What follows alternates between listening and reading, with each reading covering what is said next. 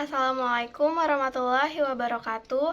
Sebelumnya izin memperkenalkan diri, nama saya Sendina Malitasari dari kelas STR 1B dengan nomor absen 52 dan dengan NIM P27904124115. Saya di sini akan menjelaskan tentang struktur dan fungsi sel dalam pemenuhan tugas pada mata kuliah Ilmu Biomedik Dasar. Baik, selanjutnya saya akan menjelaskan tentang struktur pada bagian sel.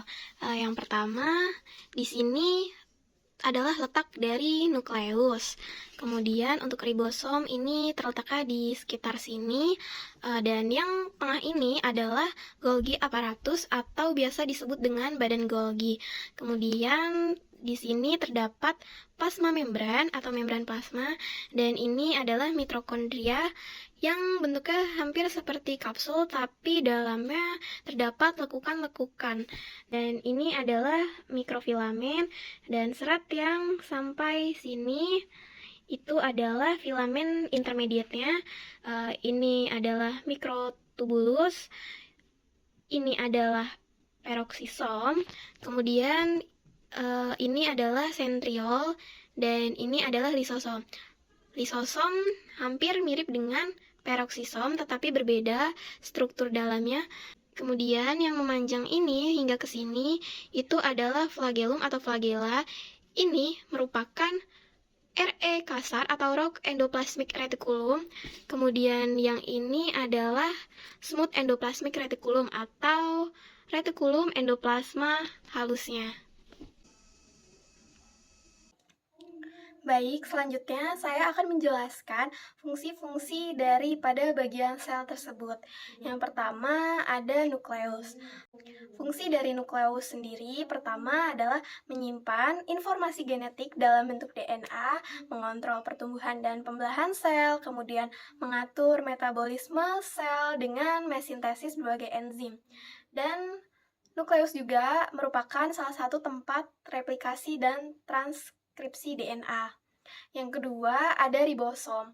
Ribosom merupakan organel sel yang memiliki fungsi sebagai tempat sintesis protein, yaitu dengan menerjemahkan urutan nukleotida yang terdapat dalam molekul mRNA menjadi rangkaian asam amino, kemudian mengumpulkan asam amino itu untuk disiapkan menjadi protein tertentu. Dan yang ketiga yaitu adalah badan Golgi. Badan Golgi dapat membentuk kantung vesikula untuk sekresi sel yang berisi enzim dan bahan-bahan lain. Kemudian kantung atau membran Golgi yang dilepaskan dapat menjadi bagian dari membran plasma. Badan Golgi membentuk enzim-enzim pencernaan yang belum aktif. Kemudian badan Golgi juga bertanggung jawab untuk menyekresikan hormon keluar sel. Yang keempat yaitu ada membran plasma. Membran plasma salah satu yang mengatur zat-zat yang masuk dan keluar dari sel sehingga dapat mengambil nutrisi, mengeluarkan limbah, dan membran plasma juga dapat mempertahankan keseimbangan ion. Membran plasma membawa reseptor yang berfungsi sebagai tempat pelekatan untuk zat-zat tertentu yang berinteraksi dengan sel. Kemudian, membran plasma juga dapat melindungi sel dan memberikan bentuk pada sel. Yang kelima, ada mitokondria. Mitokondria ini berfungsi untuk mengubah energi dari makanan menjadi energi yang dapat digunakan sel. Mitokondria ini menghasilkan energi dalam bentuk ATP atau adenosine triphosphate melalui proses fosforilasi oksidatif. Mitokondria ini berperan dalam pengaturan jumlah kalsium dalam tubuh. Kemudian, mitokondria dalam jaringan lemak brown fat menghasilkan panas melalui proses termogenesis mitokondrial. Proses ini juga membantu mengatur suhu tubuh, metabolisme, dan berat badan. Mitokondria juga terlibat dalam proses pensinyalan antar sel dan berperan dalam proses kematian sel. Selanjutnya ada mikrofilamen. Mikrofilamen ini berperan dalam menahan tegangan atau gaya tarik dalam sitoskeleton sel eukariot. Mikrofilamen membentuk jaringan di dalam sel yang terus diperbarui. Mikrofilamen ini bekerja sama dengan protein motorik miosin untuk memungkinkan kontraksi otot. Mikrofilamen memiliki kerangka yang kuat dan fleksibel yang membantu sel dalam pergerakan. Kemudian mikrofilamen ini juga membantu sel darah putih untuk melawan infeksi karena dapat bergerak ke lokasi infeksi dan memfagositosis patogen. Yang ketujuh, ada filamen intermediate, berfungsi dalam menjaga bentuk sel, mengatur struktur sel internal, serta fungsi sel. Kemudian juga dapat menahan tegangan dan menyerap tekanan mekasis. Yang kedelapan, ada mikrotubulus. Sama dengan filamen intermediate dan mikrofilamen, mikrotubulus ini merupakan komponen kerangka sel yang dapat menentukan bentuk sel. Mikrotubulus terlibat dalam berbagai fungsi, termasuk perakitan spindel mitosis, menentukan bentuk sel, dan dalam berbagai gerakan sel. Selanjutnya juga mikrotubulus ini sebagai transportasi organel intraseluler dan pemisahan kromosom selama mitosis. Kemudian memberikan stabilitas dan mendorong navigasi dan panduan saraf. Yang selanjutnya ada peroksisom. Peroksisom ini berperan menurunkan oksigen dalam sel dan melakukan reaksi oksidatif. Berperan juga dalam sintesis kolesterol, dolikol, dan asam empedu. Peroksisom ini berperan dalam sintesis fosfolipid mielin yang penting untuk transmisi potensial aksi di sistem saraf pusat dan neuron perifer. Peroksisom ini membantu mendetoksifikasi zat beracun dalam sel dengan mengubah racunnya menjadi senyawa yang kurang berbahaya. Yang ke-10 ada sentriol. Fungsi utama dari sentriol adalah mendorong pembelahan sel. Selama pembelahan sel, sentriol juga membantu dalam produksi serat spindel yang membelah kromosom atau mitosis.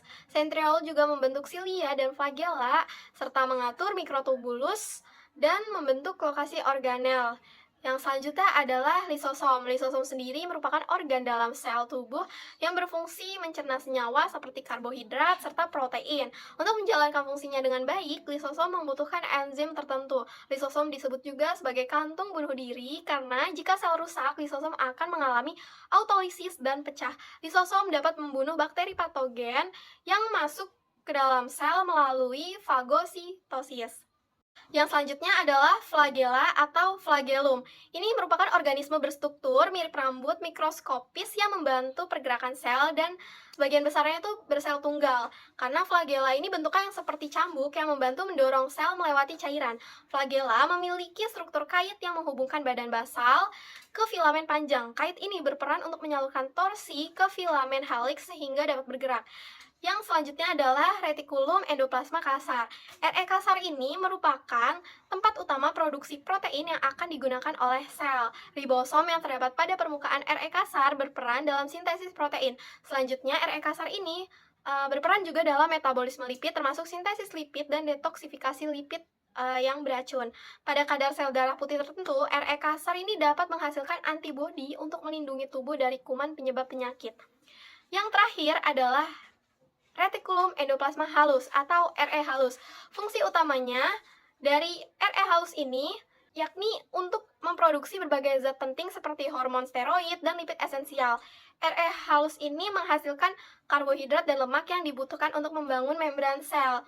REH juga mengatur penyimpanan ion kalsium pada sel otot dan berperan dalam detoksifikasi obat. REH ini mentransportasikan lipid dan protein yang baru disintesis dari RE kasar ke lokasi lain, baik di dalam maupun di luar sel. Sekian presentasi dari saya. Terima kasih. Wassalamualaikum warahmatullahi wabarakatuh.